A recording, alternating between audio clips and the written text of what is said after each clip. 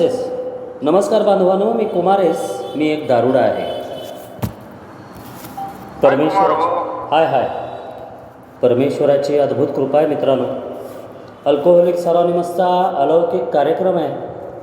तुम्हा सर्व भावांची बहिणींची, दारुड्या भावांची बहिणींची, दारुड्या मित्रमैत्रिणींची जगभरातून मला साथ आहे, माझ्यासाठी प्रार्थना आहे आणि माझ्या पत्नीचं मला वन डे ॲट ए टाईममध्ये सहकार्य आहे. केवळ आणि केवळ त्यामुळं दारूच्या पहिल्या घोटापासून लांब राखला गेलो आहे मित्रांनो. मला या मद्यपाश या आजारातून लांब राखलं जावं लागतं, कारण माझा आजार भयानक आहे. धूर्त, काबेबाज, घोटाळ्यात टाकणारा, प्रबळ, कारस्थानी, सातत्यानं वाढत जाणारा, कोणत्याही क्षणी धोबी पछाड देणारा आणि माझ्या मरणाबरोबरच संपणारा असा जन्मजात आजार घेऊन मी या जगात आलेलो आहे. मित्रांनो, 1935 साली उच्च शक्तीनं माझ्यावर कृपा केली. माझ्या जन्माला येण्याच्या आधी 35 वर्ष उच्च शक्तीनं आधीच माझ्याकरता योजना करून ठेवली, असा माझा आज विश्वास आहे. 1935 साली 2 दारुड्या वंशज माझ्या पूर्वजांनी, डॉक्टर बॉब आणि BW यांनी, त्यांना उच्च शक्तीनं दाखवलेल्या मार्गावर चालायला सुरुवात केली आणि जे त्यांना मिळालं ते त्यांनी पास ऑन करायला सुरुवात केली आणि त्यातून आज 180 देशातली सगळ्यात मोठी अशी ऑर्गनायझेशन, अशी संस्था, त्याला सहभागिता असं नाव दिलं. फेलोशिप म्हणजे सहभागिता. सहभागिता म्हणजे सहभाग, प्रत्येकाने आपला सहभाग नोंदवायचा. मग सेवेमध्ये असू दे, मीटिंग कंडक्ट करण्यामध्ये असू दे, अनुभव कथन करणं, अनुभव कथन ऐकणं, वेगवेगळे उपक्रम करणं, यामध्ये सहभाग, एकमेकांच्या परिश्रमातून, सेवेतून मित्रांनो ही संस्था, ही फेलोशिप उभी राहिलेली आहे. आणि या फेलोशिपनं मला 12 पायऱ्यांचा कार्यक्रम दिला. त्या कार्यक्रमातल्या प्रत्येक पावलावरती, प्रत्येक स्टेपवरती आपण अभ्यास करतो आणि आज आपण 4थ्या पायरीचं वाचन आणि अभ्यास हा संपवणार आहोत. तर सुरुवातीला मित्रांनो मी उरलेला जो भाग आहे 4थ्या पायरीतल्या प्रकरणाचा, 4थ्या पायरीच्या प्रकरणाचा, तो मी वाचतो. आतापर्यंत आपण पाहिलं की नैसर्गिक प्रवृत्ती काय आहेत. 4 नैसर्गिक प्रवृत्ती, निसर्गानं दिलेल्या प्रवृत्ती, आकांक्षा, इच्छा काय आहेत, बेसिक इन्स्टिंक्ट काय आहेत.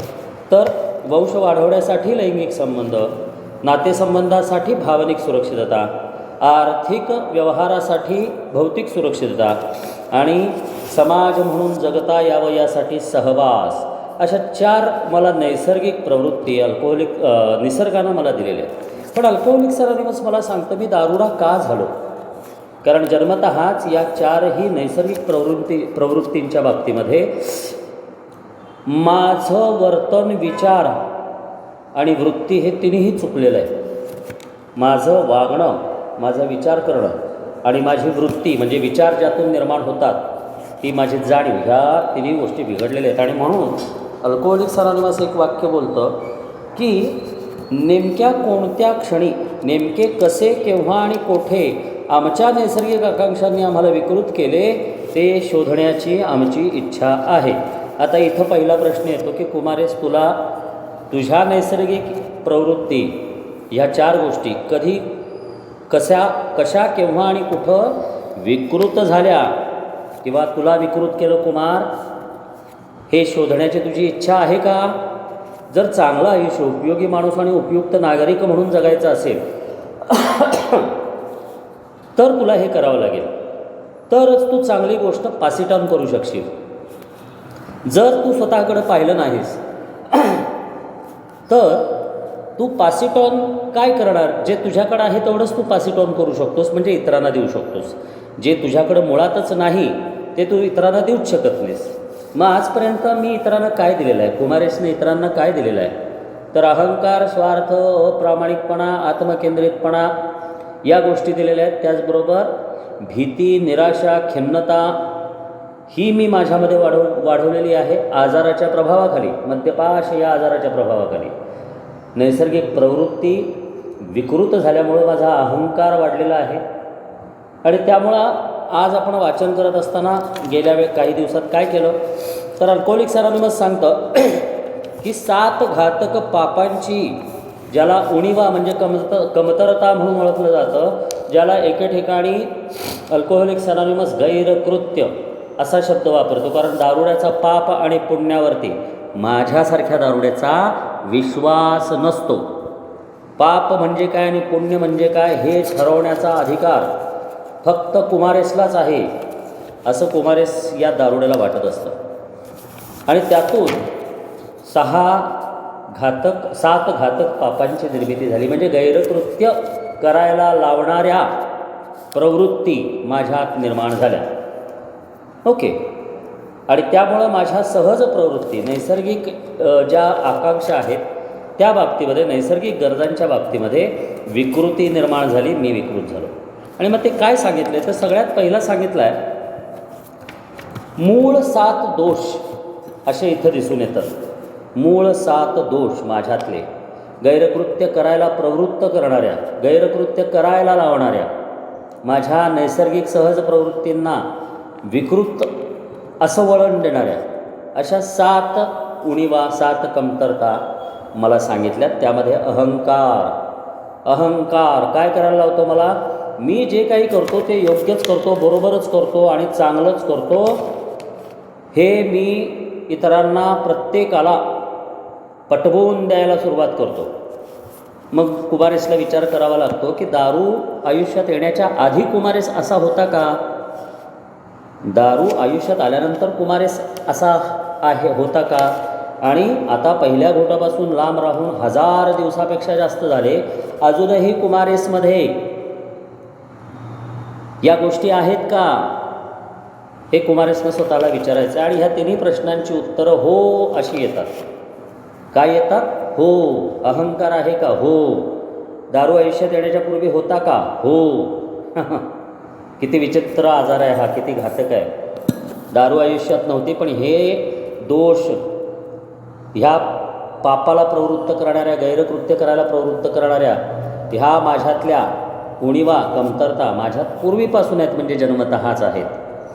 मग आता अहंकारातून काय होतं की हा अहंकार मला आत्मसमर्थन करायला लावतो, आणि कळून किंवा न कळून, कळून सवरून किंवा अजाणता एक अज्ञात भीती माझ्या मनामध्ये निर्माण होते. अज्ञात म्हणजे मला कळतच नाही भीती का आहे माझ्या मनामध्ये.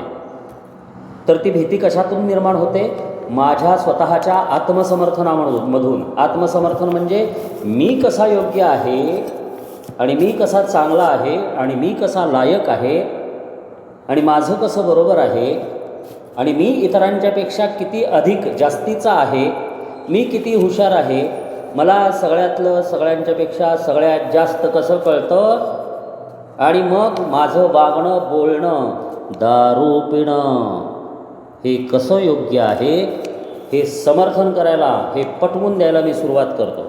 आता इथं कुमारेसनी परत स्वतःला प्रश्न विचारायचा आहे, कुमार तू असं केलंस का रे? तर कुमारचं उत्तर 27 वर्षाच्या प्रत्येक दिवशी, 27 वर्षातल्या प्रत्येक दिवशी हो असंच येतं. कुमारेसचं आयुष्य 27 वर्षांचं, कुठलं? दारूचं. मग आता ते 27 वर्ष गुणिले किती दिवस? 27 वर्ष गुणिले 365 दिवस, म्हणजे 9855. राऊंड फिगर किती? 10,000 दिवस आयुष्यातली कुमारेसनं, म्हणजे जवळजवळ अर्ध आयुष्य. कुमारेसचं उत्तर या अहंकाराला हो असंच होतं दारू आयुष्यात आल्यानंतर, पहिल्या गोटापासून थांबेपर्यंत. आणि त्याच्या आधीच्या 23 वर्षांचं काय होतं? त्या 23 वर्षांचं उत्तर देखील कुमारेसच्या बाबतीत काय होतं? हो असंच होतं. अरे बाप रे, म्हणजे 8,500 दिवस अधिक 10,000 दिवस, म्हणजे जवळजवळ 18,000 दिवस कुमारेसच्या आयुष्यातले, म्हणजे 50 वर्ष कुमारेसच्या आयुष्यातलं. अहंकारी होतास का? या प्रश्नाचं उत्तर आहे हो. आत्मसमर्थन करत होतास का? हो. मग तुझ्यात भीती निर्माण झाली का? हो. मग परत हे दुष्टचक्र सुरू झालं का? भीती निर्माण झाली की ती भीती अहंकाराला उत्तेजन देते. अहंकाराला उत्तेजन दिलं की त्या अहंकारातून आत्मसमर्थन स्वतःचं पटवून द्यायला सुरुवात करतो. आणि मग स्वतःचं पटवून दिल्यानंतर परत कुणी मला लहान समजेल का, कुणी मला कमजोर समजेल का, कुणी मला कमकुवत समजेल का, कुणी मला नालायक समजेल का, कुणी मला असं समजेल का, कुणी मला तसं समजेल का, या विचारांनी परत भीती निर्माण होते. हे दुष्टचक्र आहे मित्रांनो. मग आता त्या भीतीतून काय काय होतं? तर भीतीतून निर्माण होते तो हव्यास, ग्रीड. हव्यास, ग्रीड. इतरांच्या मालमत्तेचा हव्यास करायला ही भीती भाग पाडते. कशाकरता? इतरांच्यापेक्षा मी मोठा असलो पाहिजे. दुसऱ्याच्या घरात जर मर्सिडीज असेल तर माझ्याकडं BMW कार असायला पाहिजे. ही स्वप्न माझ्या मनामध्ये निर्माण होतात. झालीत का कुमार तुझ्या आयुष्यात? तुझ्या मनामध्ये अशी स्वप्न निर्माण? कुमारेचं उत्तर आहे हो.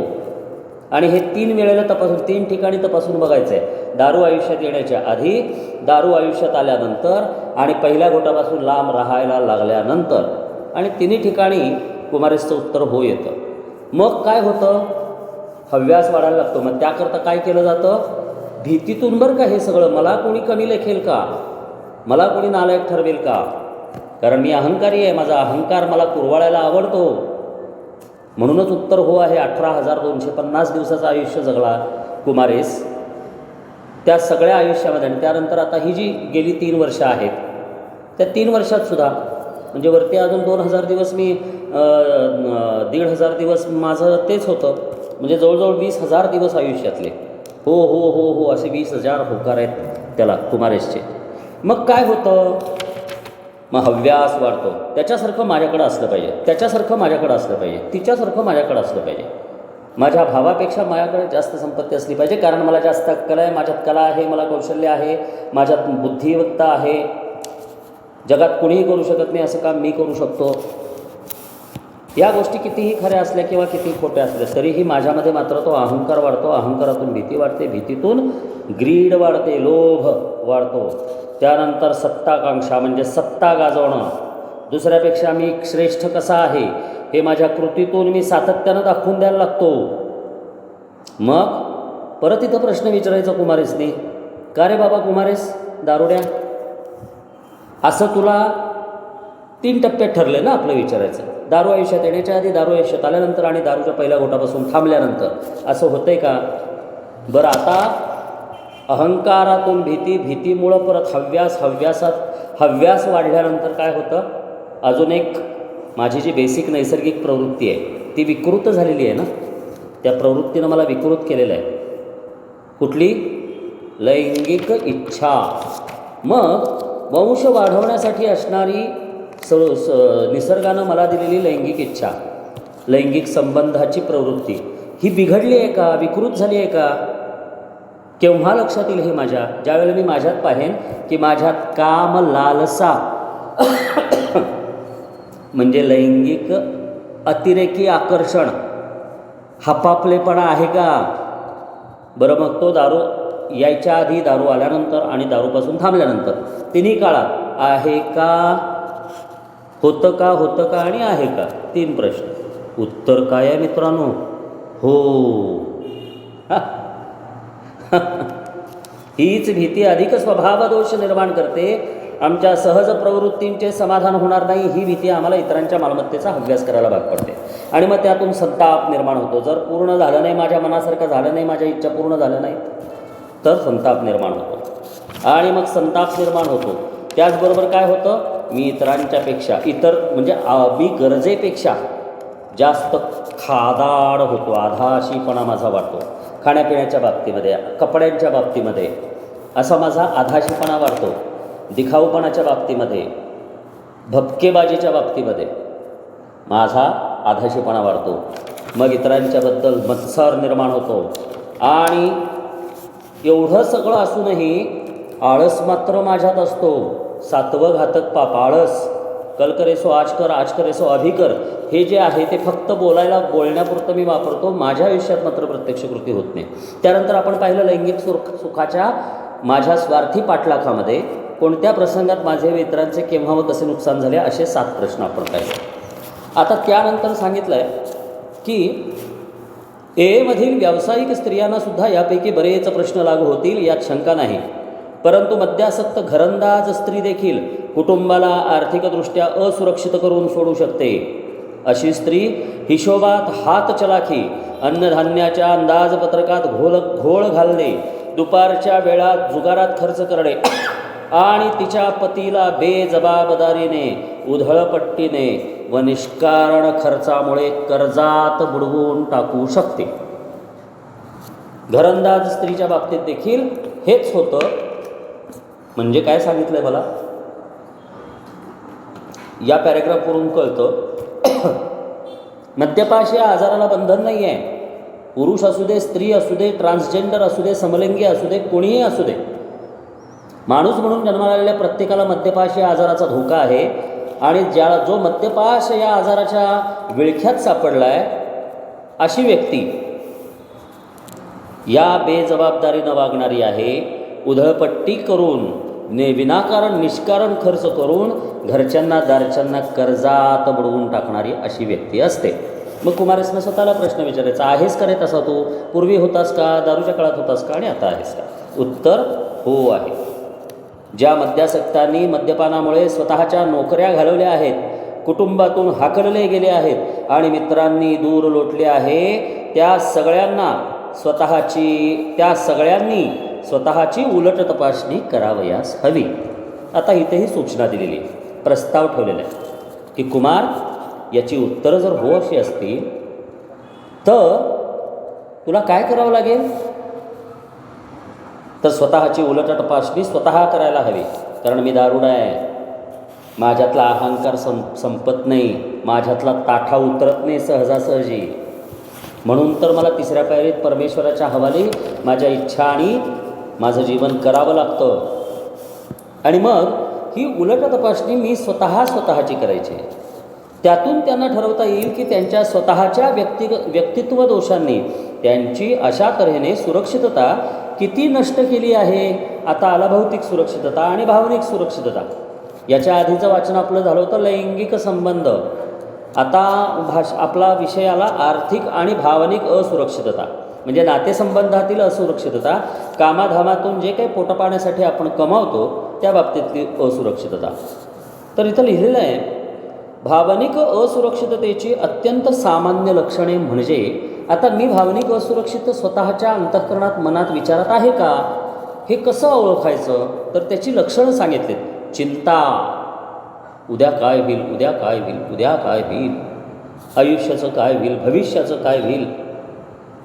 राग, यायला होतच नाही राव, किती काय केलं तरी जमतच नाही राव, किती काय झालं तरी सुधरतच नाही राव, परिस्थिती सुधरतच नाही राव, नातेसंबंध सुधरतच नाही राव, चिडचिड होते.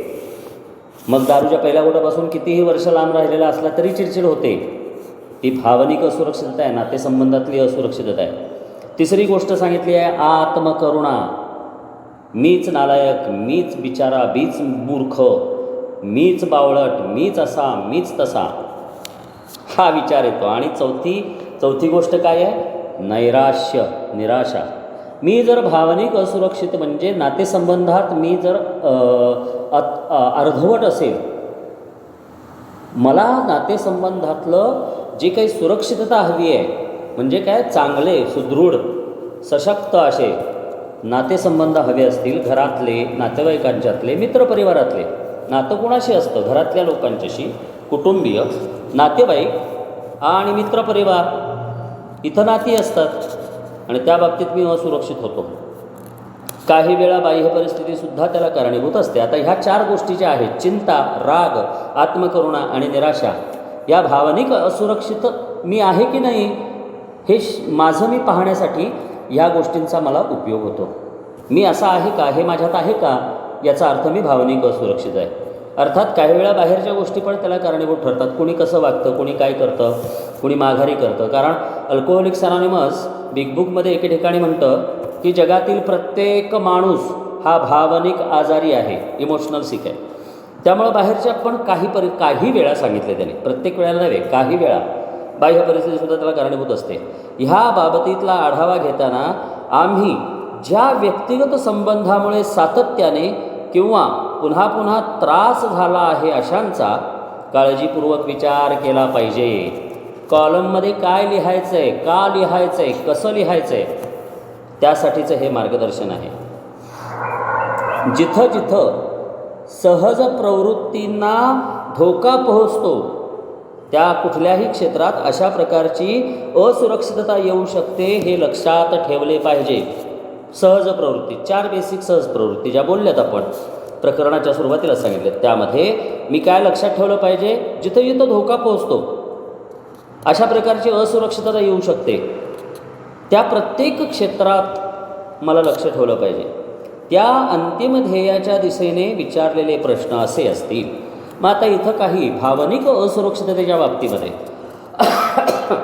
काही प्रश्न मी स्वतःला विचारायचे. सरळ साधा कार्यक्रम आहे. पहा मित्रांनो, किती सोपं करून ठेवलं माझ्याकरता. मला त्याकरता कुठली PhD करायची गरज नाही, मला त्याकरता सुशिक्षित असायची गरज नाही, अशिक्षित असायची गरज नाही, पैसेवाला बिनपैसेवाला असायची गरज नाही, प्रतिष्ठित कुप्रतिष्ठित असायची गरज नाही, मला फार मोठी बुद्धिमत्ता आईन्स्टाईनची असायची गरज नाही, किंवा मला कुठल्या विशिष्ट जातीचा धर्माचा पंथाचा संप्रदायाचा असायची गरज नाही. सिंपल साधा कार्यक्रम आहे. सिंपल साधे प्रश्न आहेत. आता प्रश्न काय आहेत?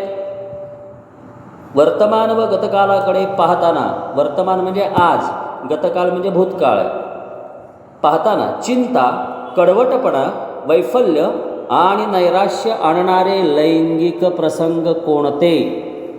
मग ह्यामध्ये प्रत्यक्ष शरीर संबंध पण अंतर्भूत आहेत आणि त्याचबरोबर टप्पे टाकण्याची सवय असते. दारुड्याला काय असते सवय? माझ्यासारख्या टप्पे टाकण्याची सवय असते. कुठं काय मिळतंय का हे मी शोधू शकतो, कारण माझी नैसर्गिक प्रवृत्तीच माझ्यात विकृत झालेली आहे. हाच मद्यपाश आजार आहे ना. मद्यपाश या आजाराच्या ह्या बेसिक 4 गोष्टी आहेत. सहज प्रवृत्तींची विकृती. त्यामुळं यात मला वर्तमान आणि गतकाळ, आज आणि ह्या आधी, चिंता, कडवटपणा आणि वैफल्य आणि निराशा आणणारे लैंगिक प्रसंग कोणते? मग पत्नीबरोबरचे असू देत किंवा आणखीन कोणाबरोबरचे असू देत. दारुडी स्त्री असेल तर तिच्या पतीसोबतचे असू देत किंवा आणखीन कोणासोबतचे असू देत. लग्नाच्या आधीचे असू देत, लग्नानंतरचे असू देत. दारू पित असतानाचे असू देत, दारू आयुष्यात येण्याच्या आधीचे असू देत, किंवा आता दारूपासून थांबलो आहे तर आता असे कोणते प्रसंग आहेत? योग्य शहानिशा करून मी कुठे चुकलो होतो हे मी पाहू शकतो का? मला प्रश्न विचारायचा आहे. अल्कोहोलिक्स अनॉनिमसमध्ये दुसऱ्याला प्रश्न विचारायचा अधिकार नाही आहे बरं का मला. अल्कोहोलिक्स अनॉनिमस मला अधिकार देतो स्वतःला प्रश्न विचारायचा, मला स्वातंत्र्य देतं स्वतःमध्ये सुधारणा करण्याचा. दुसऱ्याला सुधारणा करत फिरण्याचे अधिकार मला नाहीत बरं का. याला सुधार, त्याला सुधार असलं काय नाही आहे. प्रश्न त्याला विचार, ह्याला विचार असलं काय नाही आहे. घेतले का इन्व्हेंटरी आजचे? बोललास का स्पॉन्सरशी? चुकलायस का कुठं? घेतली का 4थी पायरी? हे विचारायचा अधिकार नाही आहे बरं का मला. पण हे मला इतरांना विचारायचा अधिकार नाही आहे, मला स्वतःला विचारायचा अधिकार आहे. आणि ह्या गोष्टी, हे प्रश्न मी फक्त स्वतःलाच विचारायचा अधिकार आहे. त्यामुळं मित्रांनो, लगेच प्रश्न स्वतःला विचारून घ्यायचा. स्वार्थीपणा किंवा अवाजवी म्हणजे ज्या शक्यच नाही आहेत, अवाजवी ज्या शक्य नाहीत, ज्या गरजेच्या नाहीत, विनाकारण अशा मागण्यांमुळे माझ्यावर हे गोंधळाचे प्रसंग ओढवले आहेत काय? नातेसंबंधामध्ये वाजवीपेक्षा म्हणजे गरजेपेक्षा जास्त स्वार्थीपणानं प्रेम, आपलेपणा, जिव्हाळा मागणं, ही माझी मागणी अतिरेकी होती काय? स्वार्थीपणा होता का त्यामध्ये? अवाजवीपणा होता का?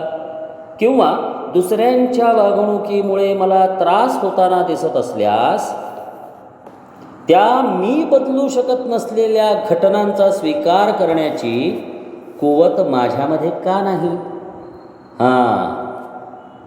अल्कोहोलिक्स अनॉनिमस सांगतात स्वतःमध्ये बदल करायचा कार्यक्रम आहे, स्वार्थी कार्यक्रम आहे, सेल्फिश प्रोग्राम आहे. इतरांच्यामध्ये बदल करण्याची तुला जी खोड आहे, तू दारूड आहेस, मद्यपाशी आजारामध्ये तू हे करतोस का कुमार? पहा, इतरांच्यात बदल घडावा म्हणून धडपड करतोस का, की स्वतःमध्ये योग्य ते बदल करायला तयार आहेस? मग दुसऱ्यांच्या वागणुकीमुळं मला त्रास होताना ज्यावेळेला जाणवतो आणि माझं आयुष्यभर मी कायमस्वरूपी दोषच देत होतो, ह्याच्यामुळं असं झालं, त्याच्यामुळं तसं झालं, तिच्यामुळं तसं झालं, त्यांच्यामुळं तसं झालं, असं स्थिती आणि परिस्थितीला मी दोषच देत होतो. मग त्यांच्या वागणुकीमुळं मला त्रास झाला आहे असं मला जाणवतं का? आणि मग मी इतरांना बदलू शकत नाही या सत्य परिस्थितीचा विचार मी केला आहे काय? आणि व्यक्तिस्थिती, परिस्थिती, घटना, प्रसंग यांना स्वीकार करण्याची माझ्यात कुवत नव्हती काय? तर याचं उत्तर आहे नव्हती. कुमारेसचं उत्तर आहे नव्हती बाबा कुमारेसमध्ये कुवत ती.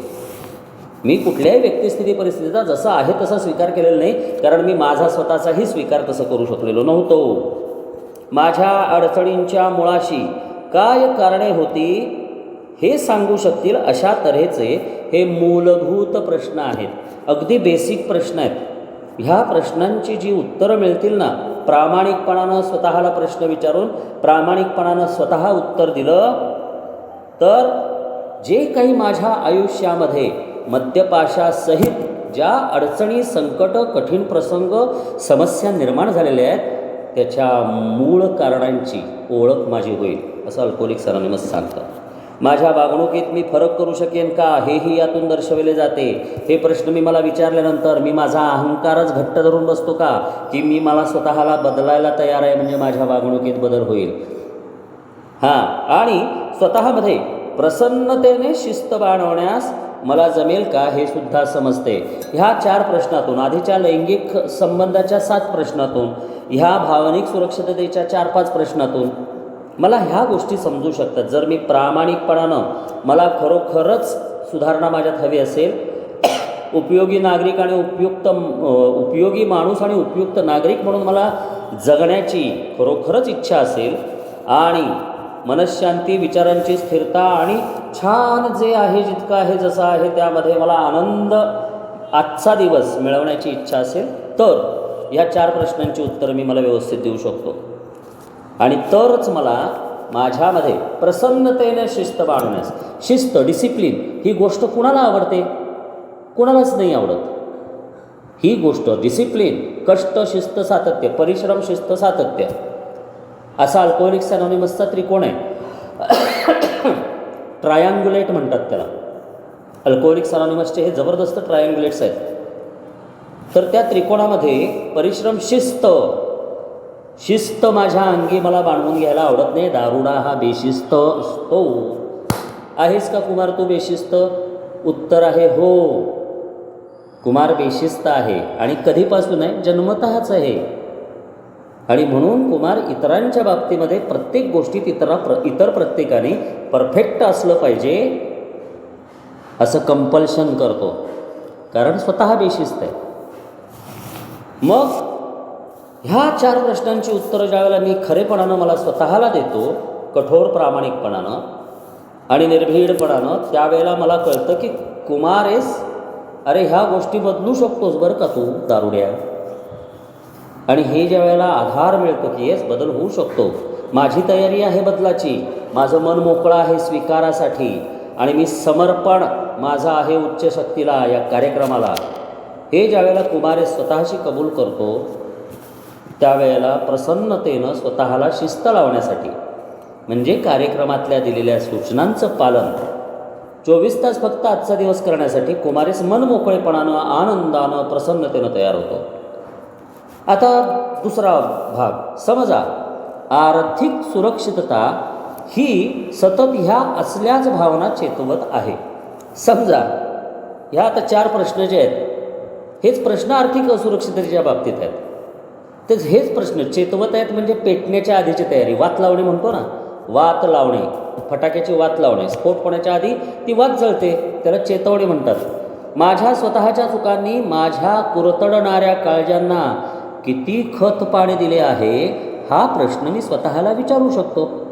माझ्या स्वतःच्या चुकांनी, याच्या आधीचे प्रश्न मी जर स्वतःला विचारलेले असतील, त्याच्या आधी 3री पायरी यासाठी घेतली असेल, 3री पायरी घेण्यासाठी 2ऱ्या पायरीचा मी कृतीचा कार्यक्रम आचरणात आणला असेल आणि 2ऱ्या पायरीची कृती मला करता यावी यासाठी 1ली पायरी मी जर मनापासून खरेपणानं घेतलेली असेल तरच मी स्वतःच्या चुकांच्या बाबतीत विचार करू शकतो.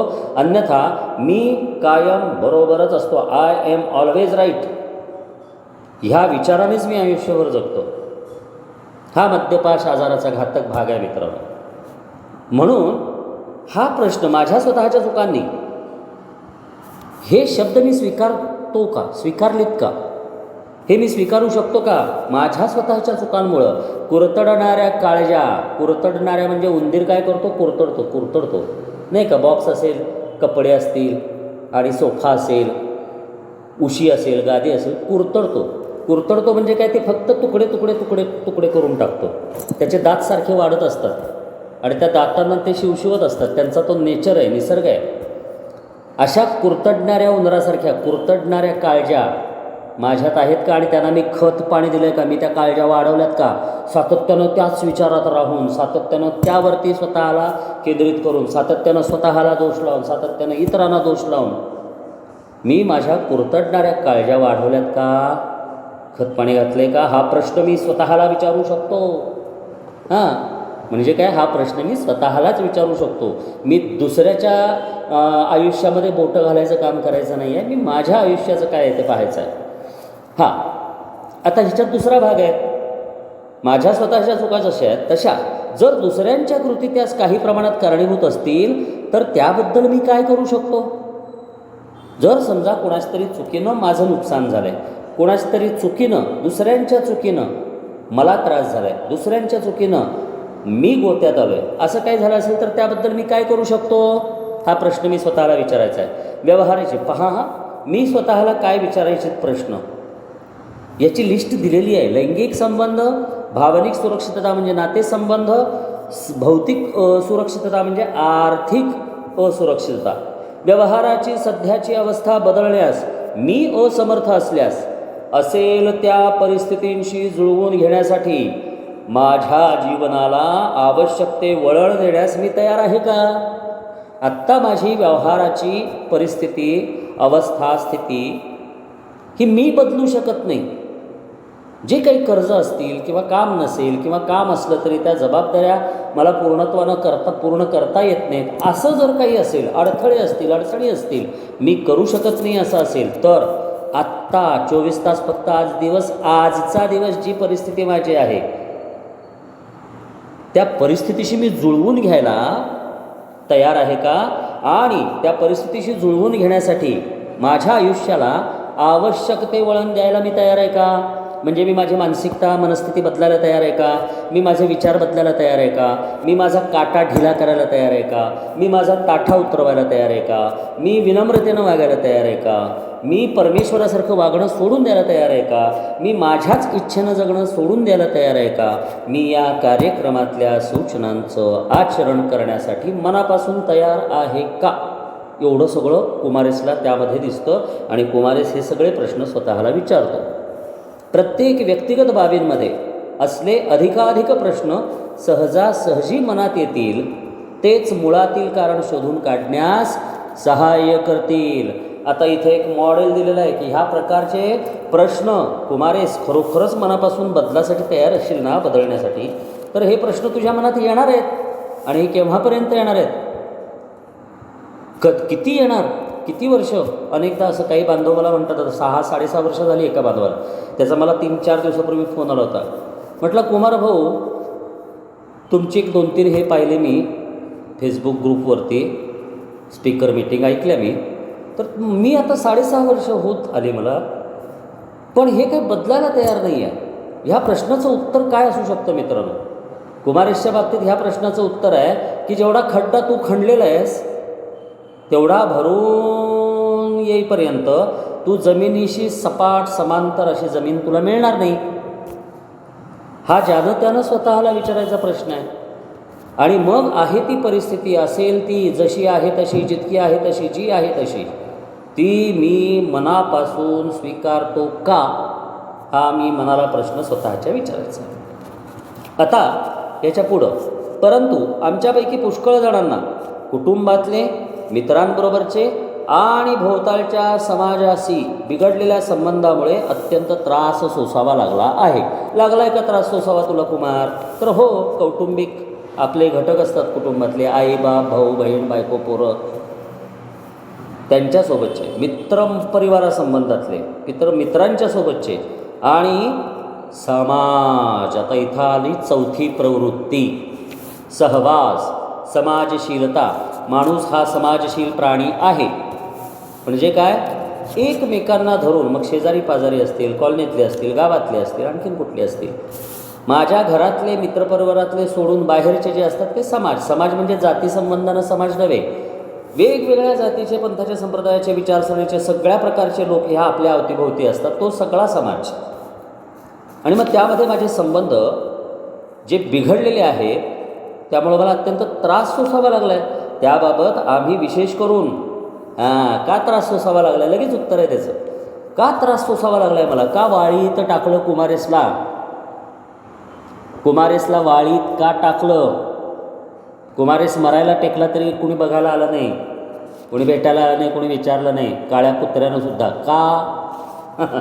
याचं उत्तर आहे, आम्ही विशेष करून या बाबतीत म्हणजे कुटुंबियांच्या सोबत, मित्रांसोबत आणि आमच्या सामाजिक संबंधामध्ये आम्ही उद्दाम आणि मूर्खपणाचे वर्तन केले आहे.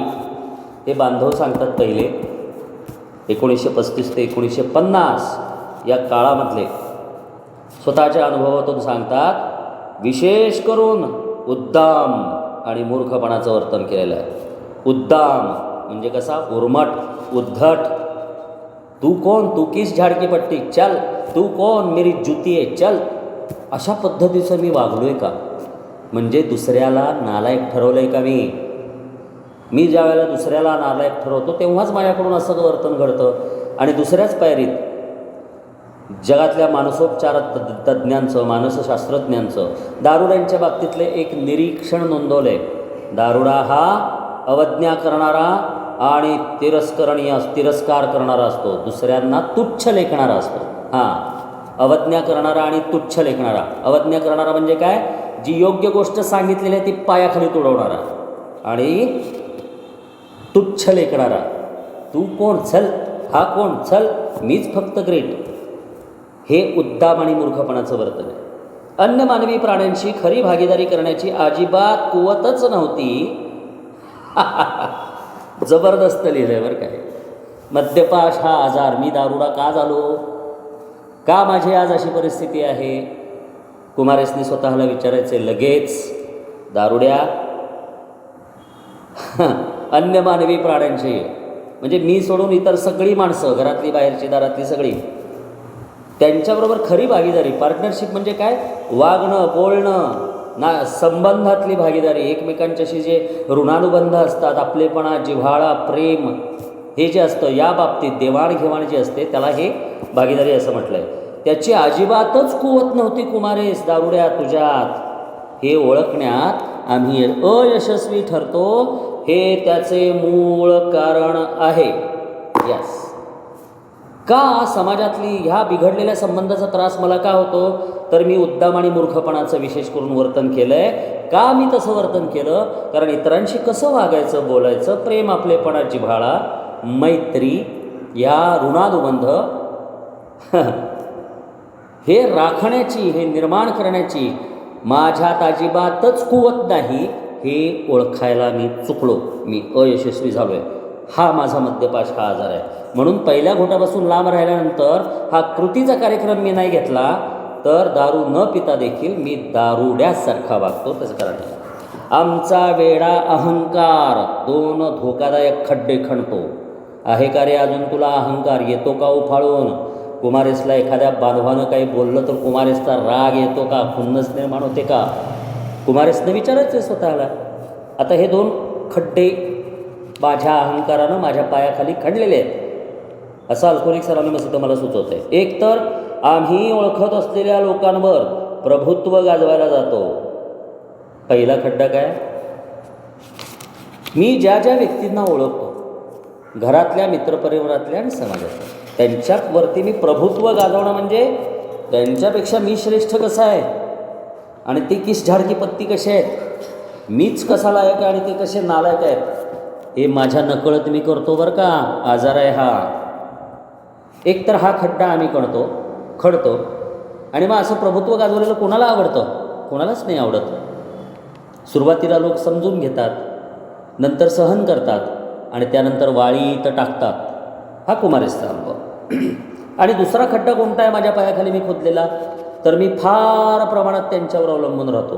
प्रेमासाठी, आपलेपणासाठी, आणखीन माझं माझं माझं, मला मला मला, मी मी मी, कुरवाळावं, कुशीत घ्यावं कोणीतरी मला, मी काय वाटेल ते केलं तरी प्रत्येकाने मला स्वीकारलंच पाहिजे. हां, जगण्यासाठी, वागण्यासाठी, बोलण्यासाठी, खाण्यासाठी, पिण्यासाठी, कार्यक्रम कृतीत उतरवण्यासाठी देखील इतरांवर अतिप्रमाणात अवलंबून राहतो. आणि मग हा दुसरा खड्डा, दारूच्या पहिल्या घोटापासून लांब राहिल्यानंतरसुद्धा माझ्या पायाखाली हे दोन्ही खड्डे वाढतच जातात.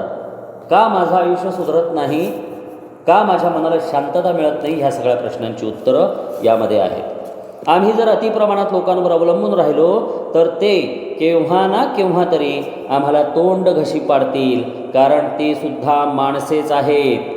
आणि आमच्या अखंड मागण्या पुऱ्या करणे त्यांना बहुधा शक्य होत नाही. अरे ती पण माणसंच आहेत ना, ती काही परमेश्वर आहेत का? एक तर तू वागतो स्वतः परमेश्वर असल्यासारखा, जगाचा मालक असल्यासारखा, तो एक खड्डा आहे. आणि असं वागत असताना परत आणि तू अवलंबून पण राहतोस इतरांच्यावरती. यालाच अतिरेकीपणा म्हणतात. भावना अतिप्रमाणात प्रक्षुब्ध होणं हे आहे. आणि मग माझ्या मागण्या वाढत जातात. माझ्या इच्छा असणं योग्य आहे, पण डिमांड आणि त्यानंतर कमांड.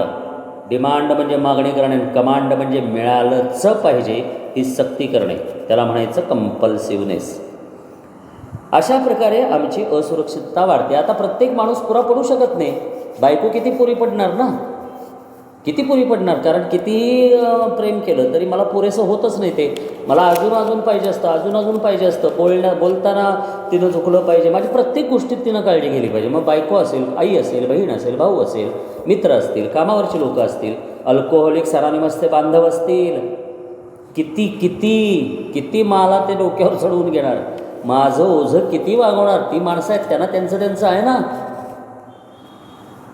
त्यामुळं माझ्या अखंड मागण्या पुऱ्या करणं त्यांना बहुधा शक्य होत नाही. अशा प्रकारे आमची असुरक्षितता वाढते. कुमार, ह्या दोन गोष्टीपैकी कुठली गोष्ट तुझ्यामध्ये आहे का? दोन्हीच्या दोन्ही तुझ्यामध्ये आहेत. अवलंबून राहणं किंवा मालकी हक्क गाजवणं जर असतील, हो असेल, तर त्यामुळं तुझी असुरक्षितता वाढलेली आहे. इतर कुणाहीमुळं तू भावनिक किंवा नातेसंबंधात असुरक्षित नाहीस, तूच त्याला कारणीभूत आहेस. आता ही असुरक्षितता वाढते आणि काय होते, कालांतराने हळूहळू चिघळत जाते, म्हणजे कुरूप विद्रूप रूप घेते, ती त्रासदायक होते. आमच्या दुराग्रही म्हणजे आग्रह म्हणजे काय, योग्य पद्धतीनं देणं किंवा घेणं, जास्त प्रमाणात देणं किंवा घेणं, जास्त देण्याचा किंवा घेण्याचा आग्रह. पण दुराग्रह म्हणजे काय, अतिप्रमाणात द्यायचं किंवा अतिप्रमाणात मागणी करायची. अशा अतिप्रमाणात मागणी करणाऱ्या आकांक्षांप्रमाणे हा एक भाग झाला. आणि मी काय करतो, दुसरा काय करतो, इतरांशी लबाडीने वागणे. या दोन गोष्टीचा प्रयत्न मी नियमितपणे करू लागतो. तेव्हा ते बंड करतात आणि आम्हाला जोरदार विरोध करतात. कोण बंड करतात?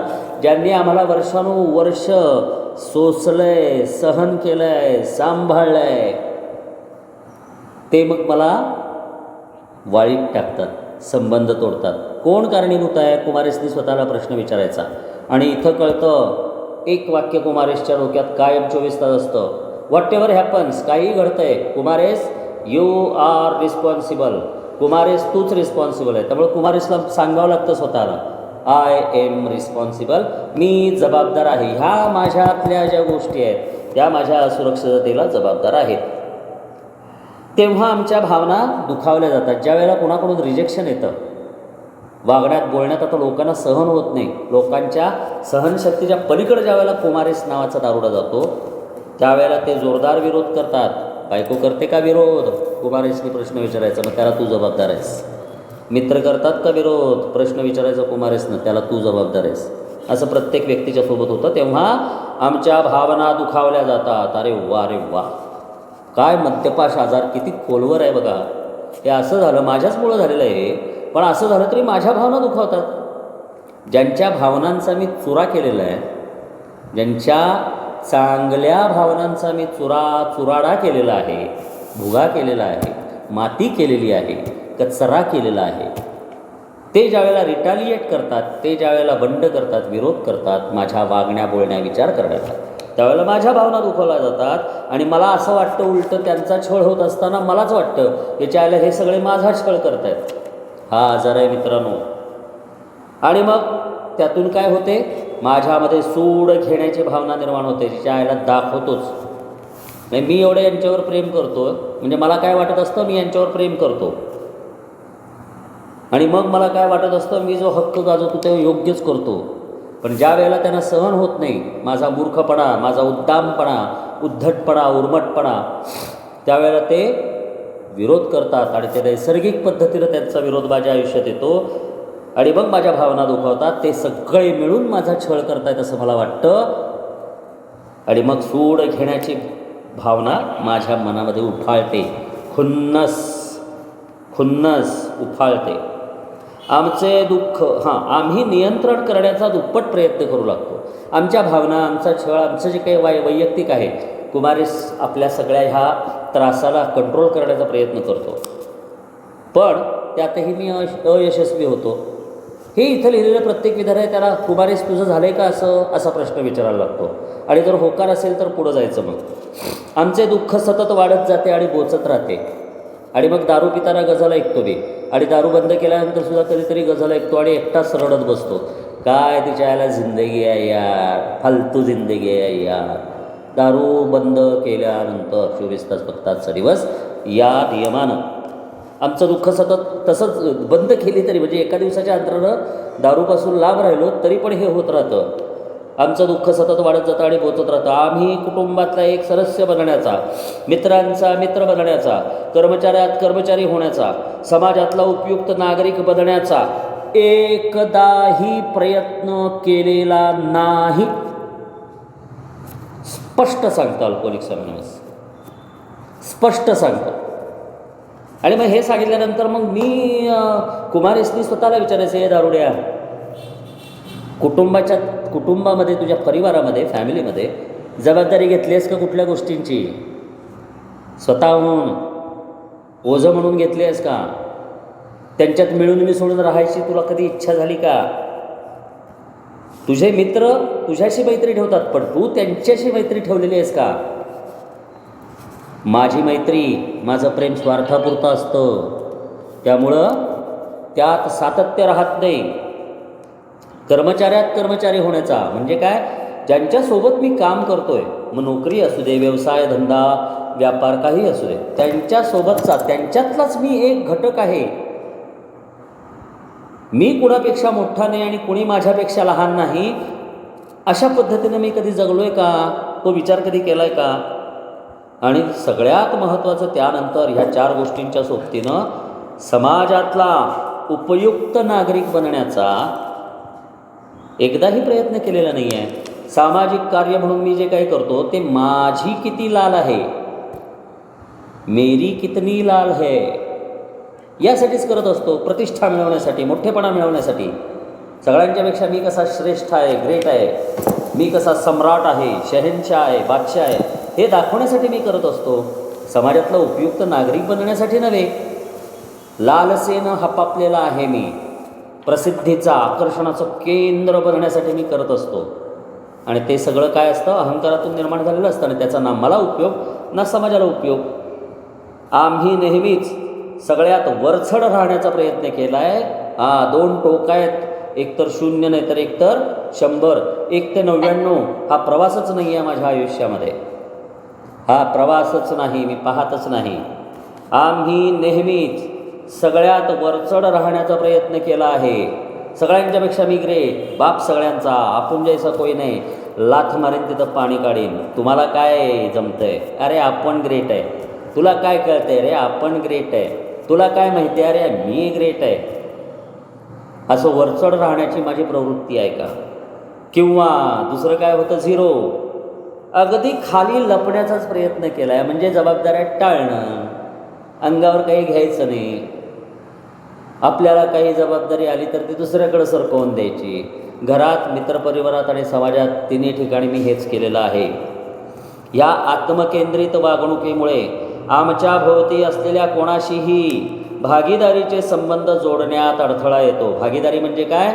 भावनिक, आर्थिक किंवा कुठल्याही प्रकारची देवाणघेवाण, आपलेपणा, जिव्हाळा, प्रेम याची देवाणघेवाण, ऋणानुबंध वाढवणं, आपलेपणा वाढवणं, यामध्ये अडथळा येतो. कोणामुळे येतो? कुमारेस, दारुड्या, तुझ्यामुळे येतोय. हे कुमारेसने स्वतःला विचारून पाहायचं आहे की असं होतंय का कुमार तुझं? खऱ्या बंधुत्वाबाबत आम्हाला यत्किंचितही कल्पना नसते.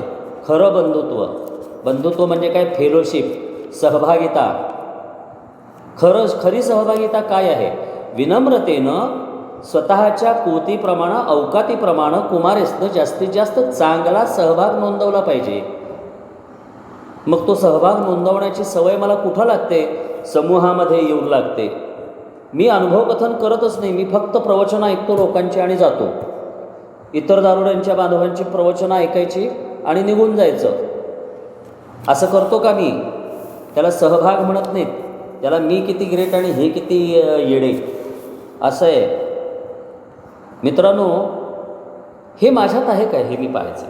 काही जण विचारलेल्या प्रश्नांपैकी काहींना विरोध करतील. आता हे जे प्रश्न इथंपर्यंत विचारलेले आहेत, 12 पायऱ्या आणि 12 रूढी या पुस्तकामध्ये 4थ्या पायरीच्या प्रकरणात हे प्रश्न आहेत. हे प्रश्न मला विचारायचे आहेत, याची उत्तरं मला द्यायची आहेत. ही उत्तरं मला जी देईन त्यावरती त्या 4 कॉलममध्ये मी काय भरायचं हे ठरणार आहे. आता ह्यातल्या काही प्रश्नांना माझ्यासारखा दारुडा अतिशहाणा विरोध करतो. हे काय, हे असलं काही नाही आपल्याकडं, हे लैंगिक असलं काही नाही, हे आर्थिक असलं काही नाही, हे भावनिक नातेसंबंध असले, आपण तर कम्प्लीटच आहे, म्हणजे मी म्हणजे परिपूर्ण आणि सगळे बाकीचे अर्धवट. हा एक माझा विचार असतो. त्यामुळे मी विरोध करू शकतो. कारण त्याला वाटते की त्यांचे स्वतःचे स्वभाव दोष इतके काही डोळ्यात भरणारे नाहीत. इतके काही, मी कसा अगदी दुधानं आंघोळ केलेलं नाही का, अगदी कसा शुद्ध, पवित्र, स्वच्छ, सज्जन, सभ्य असं मला समजत असतो. त्यामुळे मी काही प्रश्नांना विरोध करतो. ह्या लोकांना सुचवता येणं शक्य आहे. अशा लोकांना असं, म्हणजे माझ्यासारख्या दारुड्याला असं सुचवतं, अल्कोहोलिक्स अनोनिमस म्हणतं की तुझ्यासारख्या दारुड्याला असं सुचवता येऊ शकतं की विवेकबुद्धीने, म्हणजे योग्य अयोग्य काय जे आहे त्यातलं योग्य निवडण्याची बुद्धी, योग्य निवडणं या पद्धतीनं केलेल्या परीक्षणातून ज्या संबंधित विरोधी प्रश्न विचारले जातात तेच दोष स्पष्ट दिसून येतील. या प्रश्नापैकी ज्या प्रश्नाला तुझा विरोध आहे त्या प्रश्नामध्ये मांडलेला दोष जो आहे तोच तुझ्यात पूर्णत्वानं दिसून येईल. आमची वरवरची नोंद फारशी वाईट झालेली दिसत नसल्याने आम्ही वारंवार आत्मसमर्थनाच्या जाड्याजुड्या पांघरुणाखाली नेमके तेवढेच दोष झाकून ठेवलेले आहेत. यातल्या ज्या प्रश्नांची उत्तरं मी स्वतःला विचारत नाही आणि मी स्वतः कठोर प्रामाणिकपणानं, खरेपणानं उत्तर देत नाही, ते दोष माझ्या सगळ्या वागण्या बोलण्यातून, खोटेपणातून मी काय केलेलं आहे, हे काय आपल्याकडे नाही, ते काय आपल्याकडे नाही, आपण असं काही नाही, मी तसं काही नाही, हे म्हणून मी ज्या प्रश्नांची उत्तरं द्यायला टाळतो ते दोष मी आत्मसमर्थन, स्वतःचं जे आहे नकारात्मक सगळं जे काही विचार त्याचं समर्थन करून त्या समर्थनाच्या जाड्याजुड्या पांघरुणाखाली जे नेमके मी पाहायला पाहिजे, ज्याला विरोध करतो तेच दोष मी झाकून ठेवलेले आहेत. इतक्या सहजतेने आम्ही ते केले आहे की आम्हालाच त्याची लाज वाटू लागते. काही दिवसांनी काय होतं, नकार दिलेला आहे ना माझ्यातले दोष पाहायला. यातला प्रत्येक प्रश्न मला लागू होतो आणि त्या प्रत्येक प्रश्नाचं उत्तर मला माझ्याकडून मिळवायचं आहे. आणि म्हणून अल्कोहोलिक्स अनोनिमस म्हणतं की जर अशा काही प्रश्नांना बगल दिली असशील, अशा काही प्रश्नांना तू बॉयकॉट केला असेल आणि शॉर्टकट मारला असशील समर्थन स्वतःचं करण्यासाठी, मी किती स्वच्छ, शुद्ध, सोज्वळ, साधा, सज्जन, शरीफ असं दाखवण्यासाठी, दिखाऊपणासाठी, तर ते प्रश्न पहिल्यांदा स्वतःला विचार कारण त्यात तुझे दोष लपलेले आढळून येतील. दोष काहीही असो, त्यांनी शेवटी आम्हाला मद्यपाशाच्या कैचीत पकडले आहे व दुःखात लोटले आहे. यस, आता यातले कुठलेही दोष असोत, कितीही दोष असोत, म्हणजे कुमारेसमध्ये 2च प्रकारचे दोष आहेत आणि शेजारच्या दुसऱ्या बांधवामध्ये दारुड्यामध्ये 4, 8, 10 प्रकारचे दोष आहेत. याचा अर्थ काय? कुमारेस सभ्य आहे का? सोज्वळ आहे, सज्जन आहे? बिलकुल नाही. दोष काहीही असोत, कितीही असोत, या दोषांनीच आम्हाला शेवटी मद्यपाशाच्या काही चितकात्रीत पकडलं आहे आणि दुःखात लोटलं आहे. जे काही दुःख आहे ते माझ्यातल्या मद्यपाशी आजारामुळं आहे. माझ्यात मद्यपाश आजार का आहे ते सगळं या प्रकरणात आपण ह्यापूर्वी अभ्यासलेलं आहे. त्याचकरता आता आढावा घ्यायचा, कॉलम करायचे म्हणजे काय, का करायचं, हे सगळं मी जर पहिल्यांदा लक्षात घेतलं तर या दुःखातून बाहेर पडण्यासाठी आणि मद्यपाश, दारूपासून थांबलो, मी पहिल्या बोटापासून थांबलो, मद्य थांबलं, पण पाश अजून सुटलेलं नाही. पाश म्हणजे फास, हँगिंग रोप असतो ना, हँग टिल डेथ, फासावरती चढवतात ना, तो फास या शब्दाचा मूळ शब्द आहे पाश. त्या कैचीतून मला सुटायचं असेल तर आढावा घ्यावा लागेल. त्याचकरता आढावा घेताना संपूर्ण काटेकोरपणा हाच परवलीचा शब्द असायला हवा. एखाद्या बांधवाची इज्जत काढायची असेल, मापं काढायची असतील किंवा त्यांना नालायक ठरवायचं असेल तर मी किती खोलात जाऊन त्याचे दोष पकडायचा प्रयत्न करतो.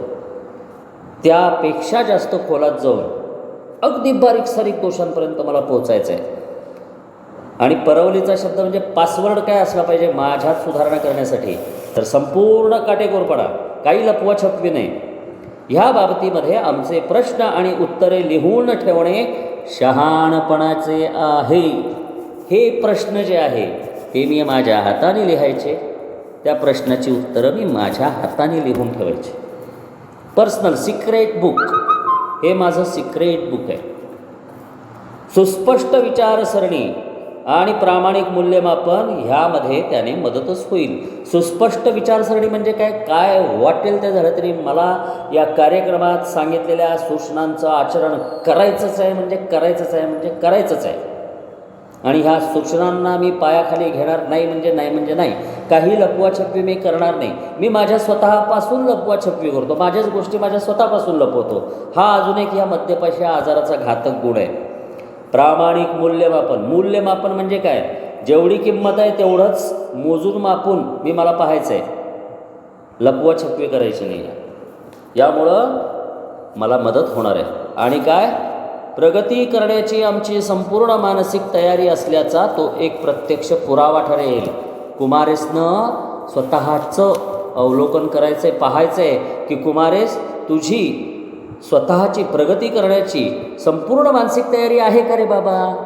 जर ती हवी असेल तर ह्यात संपूर्ण काटेकोरपणा पाहिजे, स्पष्ट विचारसरणी पाहिजे आणि प्रामाणिकपणानं स्वतःचा जमा खर्च मांडला पाहिजे. या 3 गोष्टी जर माझ्यात असतील तरच मी प्रगती करण्याची संपूर्ण मानसिक तयारी माझ्यात आहे हे मी मला स्वतःला सांगू शकतो. ओके, असं ह्या प्रकरणात सांगितलं. आता या चौथ्या पायरीबरोबद्दल बिग बुकमध्ये काय काय दिलेलं आहे, तर बिग बुक मला सांगतं की अंदाजानं अशा प्रकारचे प्रश्न तुम्ही लिहा. कॉलम करताना काय लिहायचं आहे, खुन्नस कुणावरती मी डाव धरून आहे का, खुन्नस आहे का माझ्याविषयी. मग एखाद्या व्यक्तीविषयी खुन्नस असू शकते, एखाद्या विचारसरणीविषयी खुन्नस असू शकते, एखाद्या तत्त्वज्ञानाविषयी खुन्नस असू शकते, तर ती कोणाबद्दल आहे. मग दुसरा कॉलम, कारण काय आहे त्या खुनशीचं. आता याच्यात एक मिस्टर ब्राऊन म्हणून घेतला आहे, आपण म्हणू कुमारेसबद्दल कुमारेसला खुन्नस आहे. XYZ म्हणू आपण, कुमारेसला XYZ बद्दल खुन्नस आहे, तर त्याचं कारण लिहायचं आहे दुसऱ्या कॉलममध्ये. का ते 2-3 प्रकारात मी पाहायचं आहे की माझ्या बायकोकडं त्याचं लक्ष आहे, तो टप्पे टाकतो का काय माझ्या बायकोकडं बघून, माझ्या बायकोवर टप्पे टाकतो काय दुसरा कोणी, माझी बायको, अहंकार, आणि तिथं काय आहे नातेसंबंधातली भीती. आणखीन काय असू शकतं, समजा माझी प्रेयसी असेल तर माझ्या प्रेयसीबद्दल त्यानं माझ्या पत्नीला सांगितलं म्हणून खुन्नस असू शकते. म्हणजे माझ्याबद्दलच्या ज्या माझ्या घरात कळायला नकोत किंवा एखाद्याला कळायला नकोत अशा गोष्टी XYZनं सांगितल्या. कारण काय, हे कारण असू शकतं, हे उदाहरणार्थ दिलेलं आहे. किंवा माझ्याऐवजी त्या XYZला माझं काम मिळू शकतं. XYZ या ठिकाणी तुम्ही कोणत्याही तुमच्या खुन्नसची व्यक्ती टाकू शकता असं अल्कोहोलिक्स अनोनिमस सांगतं. मग माझ्यापेक्षा त्याला काहीतरी जास्त मिळणार आहे बरं का. मग काय होतं, त्यातून बिघडलं काय गेलं आहे, काय बिघडतं. बायकोकडं जर कोणी टप्पे टाकत असेल माझ्या बायकोवर, तर लैंगिक संबंध याविषयीची भीती, सुरक्षितता स्वतःबद्दलची, सेक्शुअल सिक्युरिटी, नातेसंबंधातली असुरक्षितता, हा ट्रिगर होतो, ही प्रवृत्ती ट्रिगर होते. प्रेयसीबद्दल माझ्या पत्नीला सांगितलं तर परत ह्यामध्ये परत प्रेयसी, बायको असताना प्रेयसी असणं म्हणजे काय, लैंगिक संबंध. त्यानंतर काय, यायला हा कोण सांगणार माझ्या बायकोला जाऊन, माझं मी बघतो की काय असेल ते, स्वतःचा अहंकार. आणि बायकोला कळलं तर परत घरात काय होईल ही भीती, हे ट्रिगर होतं त्यातून. मग समजा XYZला असं कोणी व्यक्ती असेल की ज्याला माझ्यापेक्षा माझं काम मिळणार, जे मला मिळायला हवं ते त्याला मिळणार, आर्थिक असुरक्षितता. इथं काय, परत आर्थिक असुरक्षितता आली, मग स्वतःचा अहंकार दुखावणं आलं, आणि म्हणजे मग त्यातून परत आर्थिक भीती आली, आर्थिक असुरक्षिततेची. असे हे 3 कॉलम आहेत. आणि मग हे 3 कॉलम झाल्यानंतर मग 4था कॉलम येतो. अशा वेळेला तुझा विचार काय होता, तू जी खुन्नस ठेवलेली आहेस, कुठल्याही ह्या प्रकारच्या कारणासाठी तू खुन्नस ठेवलेली आहेस, त्यातून तुझ्यामध्ये ह्या तुझ्या नैसर्गिक प्रवृत्ती, लैंगिक संबंध, नातेसंबंध म्हणजे भावनिक सुरक्षितता, आर्थिक असुरक्षितता म्हणजे भौतिक असुरक्षितता, आणि सामाजिक संबंध यामध्ये दुरावा आला, या बाबतीमध्ये हे विकृत झालं, मग खुन्नस निर्माण झाली तुझ्यात खुन्नस निर्माण झाली. पण या सगळ्यामध्ये तुझा रोल काय होता, अबे दारुड्या, तुझा रोल काय होता. 4था कॉलम मला अल्कोहोलिक्स अनोनिमस हा 4था कॉलम पण लिहायला सांगतं, पण तो अदृश्य आहे 4था कॉलम. तो मी लिहिला तर लिहिला, मी काय केलं त्यावेळेला. XYZ माझ्या बायकोवर टप्पे टाकतोय, मी काय केलं त्यावेळेला, माझं आचरण काय होतं, मी ते होऊ दिलं का, मी नुसतीच खुन्नस दिली का, मी माझ्या बायकोला दोष दिला का, मी XYZला दोष दिला का. बहुतेक वेळेला हेच होतं आहे माझ्याकडून, जे करायला पाहिजे ते होत नाही. मी काय करायला पाहिजे, मी माझ्या पत्नीशी एकनिष्ठ राहणं, माझ्या पत्नीवरती प्रेम करणं, माझ्या पत्नीसमोर विनम्र होणं गरजेचं आहे, ते न होता पत्नीबरोबर असलेल्या माझ्या नात्याची किंमत न करता मी काय केलं, मी खुन्नस ठेवली. अशा प्रकारचे हे 4 कॉलम आहेत. तर हेच हा खुनशीचा कॉलम आहे, तेच लैंगिक संबंधाच्या म्हणजे सेक्सच्या बाबतीतला कॉलम आहे, तेच फिअरच्या बाबतीतला कॉलम आहे, त्यामध्ये पण हेच आहे. कुणाच्या विषयी लैंगिक संबंधात बिघाड आहे, मग त्याचं कारण काय आहे, मग त्यातून काय बिघडलेत माझ्या प्रवृत्ती, मग ह्या प्रवृत्ती बिघडण्याला मी कुठल्या ठिकाणी कारणीभूत आहे, हा 4था कॉलम. भीतीच्या बाबतीत तसंच, कुठल्या बाबतीत भीती आहे, मग व्यक्ती कुठली आहे, स्थिती कुठली आहे, परिस्थिती कुठली आहे. भीती आहे का, लगेच लिहायचं की नोकरी गेली म्हणजे काय झालं, माझी नोकरी गेली, भीती आहे, का गेली याचं कारण लिहायचं आहे. त्यातून माझ्या मनात काय निर्माण झालं, नेमकं मी कुठं चुकलो आहे, माझ्या आयुष्यातली कुठली प्रवृत्ती चुकली आहे, नेमकं नैसर्गिक माझी कुठली प्रवृत्ती चुकली आहे. आणि 4थ्या कॉलममध्ये या बाबतीत मी आचरण काय केलं, मी शिव्या दिल्या का, मी कामच करणं सोडून दिलं का, मी दोषच दिले का. 4थ्या कॉलममध्ये माझं आचरण काय आहे ते बघायचं. आणि या बाबतीतलं 4थी गोष्ट जी आहे ती म्हणजे काय, इजा करणे, हार्म. मी चुकून कोणाचे पैसे बुडवलेत का, चुकून होणाऱ्या गोष्टी, मी कुणाचं मन दुखावलं आहे का, माझ्याकडून कुणाचं अंतःकरण दुखावलं आहे का, मी कुणाचा अपमान केला आहे का, मी कुणाच्या माघारी बोललो आहे का, चहाड्या केल्यात का. एका व्यक्तीला दुसऱ्या व्यक्तीच्या माघारी बोलणं किंवा दुसऱ्या व्यक्तीच्याबद्दल तिसऱ्या व्यक्तीला बोलणं, माघारी बोलणं, चहाड्या करणं म्हणजे त्या व्यक्तीचा खून करण्यासारखं आहे, असं अल्कोहोलिक्स अनोनिमस म्हणतात. त्यामुळं अशा प्रकारच्या 4 क्षेत्रामध्ये मला हा आढावा घ्यावा लागतो. तर बांधवांनो, मी तुम्हाला विनंती करतो, प्रोत्साहन देतो, कृपा करून 12 पायऱ्या आणि 12 रूढी यामधलं एक प्रकरण रोज 1 पान याप्रमाणे जर वाचलं आणि समजून घेतलं मनापासून, तरच बिग बुकमध्ये जे लिहिलेलं आहे त्या कॉलमप्रमाणे मला आखणी करता येते, मला माझ्याकडं पाहता येतं, माझा नैतिक आढावा घेता येतो. चौथ्या पायरीचा अभ्यास आपण पूर्ण केलेला आहे. नैतिक आढाव्या बाबतीतले जे कॉलम आहेत ते कॉलम तुम्हाला अनेक ठिकाणी उपलब्ध होतील, गुगलवरती पण होतील. कोणाला काही पाहिजे असतील कॉलम तर परिवर्तन समूहाच्या आपल्या ग्रुपवरती तुम्ही टाका, मी ग्रुपवरती ते कॉलम देईन. तर अशा पद्धतीनं आपण चौथ्या पायरीचा अभ्यास पूर्ण केला आहे. जे मी बोललो आहे ते माझ्या आकलनातून बोललेलं आहे. मला जेवढं कळलं आहे, माझी जेवढी अक्कल आहे तेवढ्या प्रमाणात बोललेलो आहे. तर मित्रांनो, कोणाला काही वाईट वाटलं असेल किंवा काय असेल तर कृपा करून कार्यक्रम घ्या, कारण त्याशिवाय हा स्वतःचा कार्यक्रम आहे.